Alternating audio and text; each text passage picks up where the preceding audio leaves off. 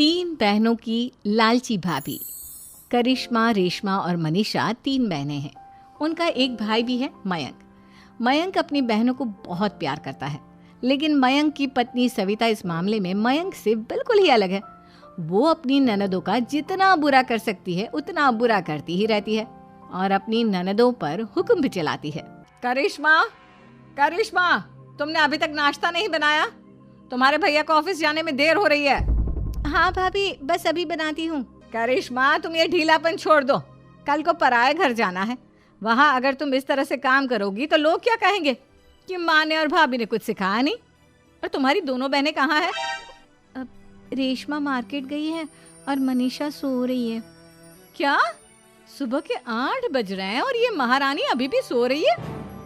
ये कहते हुए सविता अपनी सास दुर्गा देवी के पास जाती है। माँ जी, देख रही हो अपनी बेटियों के तौर तरीके? क्या हुआ बहू, सुबह सुबह क्या कर दिया मेरी बेटियों ने? अरे एक तो अभी अभी उठकर किचन में गई है, दूसरी सुबह सुबह बाहर चली गई और तीसरी अभी तक सो रही है। क्या करूं मैं इन तीनों का, मैं तो परेशान हो गई हूँ। जा जाकर उठा उसे और रेशमा से मैं बात करती हूँ। सविता सीधा मनीषा के कमरे में जाती है और उससे कहती है, महारानी जल्दी उठो, सूरज सर पर आ गया है। भाभी थोड़ी देर और सोने दो ना, मैं रात को लेट सोई थी। वो क्या है ना, यूनिट टेस्ट चल रहे हैं। शराफत से उठती है या नहीं, या फिर पानी की भरी बाल्टी डालूं तेरे ऊपर? नहीं भाभी, मुझे बिस्तर में नहीं लाना, उठती हूँ मैं। मनीषा जल्दी से उठकर बाथरूम में चली जाती है। सभी आराम से बैठकर नाश्ता कर रहे होते कि तभी रेशमा बाजार से हाथ में सामान लिए आ जाती है। रेशमा को देखते ही सविता उस पर बरस पड़ती है। लो, आ गई महारानी। ऐसा भी क्या सामान लाना था जो सुबह आंख मलते ही बाजार की तरफ रवाना हो गई? भाभी, कल आप ही तो चीख रही थी कि घर का सारा सामान मुझे ही लाना पड़ता है, घर में किसी को भी किसी काम से कोई लेना देना नहीं है। अब मैं बाजार जाकर सामान ले आई तो आपको इस बात से भी तकलीफ हो रही है? देख रही हो माँ जी, अपनी बेटी की जुबान कैंची से भी तेज चलती है। और मयंक, आप तो कुछ कहेंगे नहीं अपनी लाडली बहन को। रेशमा, अपनी भाभी से ऐसे बात नहीं करते। चलो माफी मांगो। भैया, मैं क्यों माफी मांगू? आप भाभी से बोलिए ना कि हम पर कम हुक्म चलाया करे। हम इस घर की बेटियां हैं और आपकी पत्नी की ननद है, नौकरानी नहीं। लो कर लो बात। इनकी भलाई के लिए कुछ भी बोलो तो इन्हें बुरा लग जाता है। इस घर में यही इज्जत है मेरी। देख लो माँ जी, आपकी बेटी किस लहजे में मुझसे बात कर रही है। सविता वहां से चली जाती है। मयंक को बहुत गुस्सा आता है, वो भी वहां से चला जाता है। फिर करिश्मा रेशमा को समझाती है। रेशमा, तुम्हें भाभी से माफी मांग लेनी चाहिए थी ना। लेकिन दीदी, मैंने कुछ किया ही नहीं, तो मैं माफी क्यों मांगू? हाँ करिश्मा दीदी, रेशमा दीदी जैसे ही घर में आई भाभी ही उन पर चिल्ला रही थी। हाँ, मैं मानती हूँ कि गलती भाभी की थी। मैं तो इसलिए बोल रही हूँ कि भाभी ने माँ को तो पूरी तरह अपने वश में कर लिया है। वो हमारी बात सुनती ही नहीं। मयंक भैया हमारे लिए हमेशा खड़े रहते हैं, इसलिए उनकी बात का मान तो तुम्हें रखना चाहिए था ना।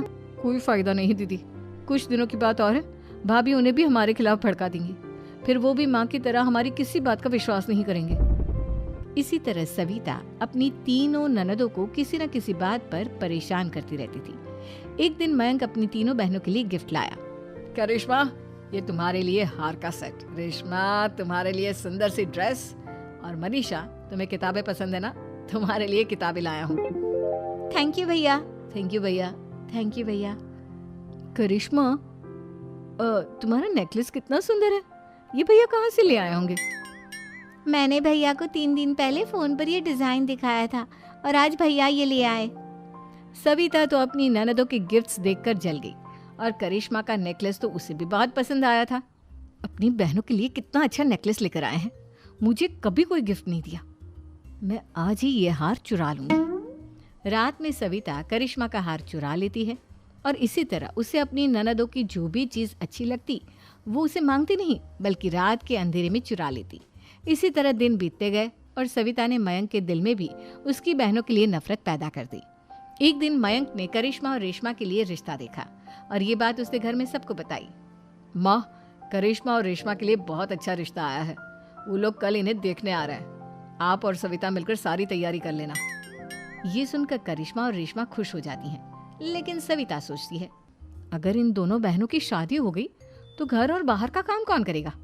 मनीषा तो एक नंबर की कामचोर है, उससे तो किसी बात की उम्मीद लगाना ही बेकार है। मुझे इस शादी को रोकना होगा। अगले दिन सभी लड़के वालों के स्वागत की तैयारी करने में लगे होते हैं। तभी मयंक अपनी बहनों से आकर कहता है, तैयार हो गई तुम दोनों? देखो दोनों लड़के बहुत अच्छे हैं, मैं कोई कसर नहीं छोड़ना चाहता, इसलिए तुम उनके सामने अच्छे से बिहेव करना और अपनी भाभी से लड़ने मत लग जाना। करिश्मा, तुम वो नेकलेस पहन लो ना जो मैं तुम्हारे लिए लाया था। भैया मैं बहुत देर से वो नेकलेस ढूंढ रही हूँ, लेकिन मुझे मिल ही नहीं रहा। क्या तुमने नेकलेस खो दिया? तुम्हें पता भी है वो कितना महंगा था? तुम कोई काम ढंग से नहीं कर सकती। मयंक गुस्से में वहां से चला जाता है। थोड़ी देर बाद लड़के वाले भी आ जाते हैं।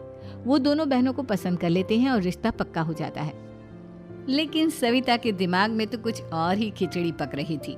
वो पंडित जी के पास करिश्मा की कुंडली लेकर जाती है और उन्हें पैसे देकर करिश्मा की कुंडली बदलवा देती है। जब लड़के वालों के पास करिश्मा की कुंडली जाती है तो वो दुर्गा को फोन करते हैं।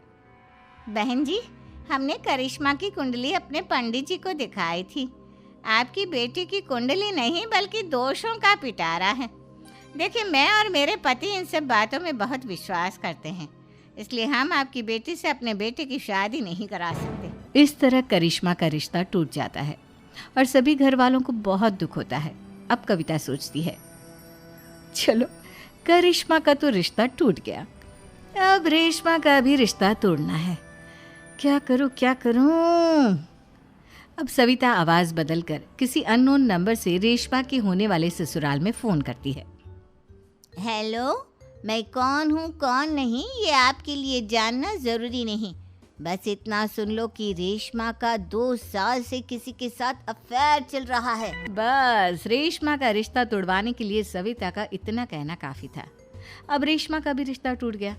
मयंक और दुर्गा देवी ने रेशमा को खूब खरी खोटी सुनाई और उससे बार बार उस लड़के के बारे में पूछने लगी। आप दोनों मुझे क्यों परेशान कर रहे हो? अरे कोई लड़का होगा मेरी लाइफ में तो मैं बताऊंगी ना, जब कोई है ही नहीं तो कहाँ से लाऊं मैं कोई लड़का? तो तेरे होने वाले ससुराल वालों को फोन किसने किया था? माँ, मैं नहीं जानती किसने फोन किया था, मैं सच कह रही हूँ। मैं तो पहले ही कह रही थी इसकी लगाम खींच कर रखो, लेकिन मेरी सुनता ही कौन है। आप चुप रहिए भाभी, ये सब आपका ही किया धरा है। अब तीनों बहनों को विश्वास हो जाता है कि ये सब उनकी भाभी ही कर रही है। तीनों बहनें अपनी भाभी को सबक सिखाने के लिए एक वकील कर लेती है और घर में हिस्सा मांगना। देखो भैया, माँ बाप की जायदाद में जितना बेटों का हक होता है उतना ही बेटियों का, इसलिए इस घर के 4 हिस्से होंगे और हमें अपना हिस्सा चाहिए। मैंने तुम्हारे लिए क्या क्या नहीं किया और तुम इस घर में हिस्सा मांग रही हो? भैया, आप और माँ हम बहनों की कोई बात नहीं सुनते हो और भाभी हमारी शादी नहीं होने देगी क्योंकि उन्हें लगता है कि आप हमारी शादी में ज्यादा पैसा लगाओगे और उन्हें हम जैसी फ्री की नौकरानी कहाँ मिलेगी। तो हम भाभी के साथ तो रह नहीं सकते, हम बहनों को अपना हिस्सा चाहिए। अरे तुम्हें शर्म आनी चाहिए अपने भाभी पर ऐसा इल्जाम लगाते हुए। वो तुम्हारे बारे में कितना सोचती है। हाँ माँ, भाभी हमारे बारे में बहुत सोचती है, दिन रात बस यही सोचती रहती है कि किस तरह से अपनी तीनों ननदों को परेशान करूं और कभी मुझे पढ़ने भी नहीं देती। दोनों बहनों का रिश्ता भी तो इन्होंने ही तोड़वाया है और रात में हमारे कमरे में आकर हमारी चीजें भी चुराती हैं। इसी तरह सविता की तीनों ननदें अपनी बात पर अड़ी रही। अब कोर्ट में तारीख भी शुरू हो गई। जब सविता को लगा कि उसकी तीनों ननद इतनी आसानी से नहीं मानने वाली, तो उसने अपने पति और सास को सारी सच्चाई बता दी और अपनी तीनों ननद से माफी मांगी। मयंक और दुर्गा को भी अपनी गलती का एहसास हो गया। अब सविता खुद करिश्मा और रेशमा के लिए अच्छा रिश्ता ढूंढती है और उनकी शादी करवाती है।